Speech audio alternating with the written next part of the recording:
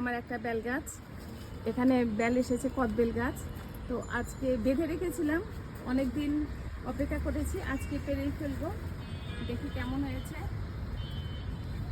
যাতে বাইরে পড়ে না যায় এজন্য বেঁধে রেখেছি। যতটুকু হয়েছে, যে কটাই হয়েছে বেঁধে রাখি। মাশাআল্লাহ অনেক বড় হয়েছে। পারো পারো,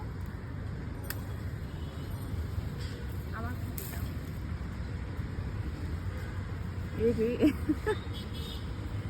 কত বড়, মাশাআল্লাহ মাশাআল্লাহ। আর একটা দেখি,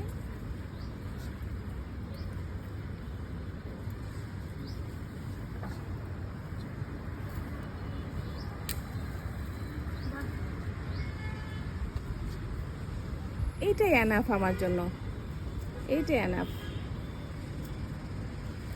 কি সুন্দর হয়েছে। আরো দুইটা আছে না, ওটা হয়নি,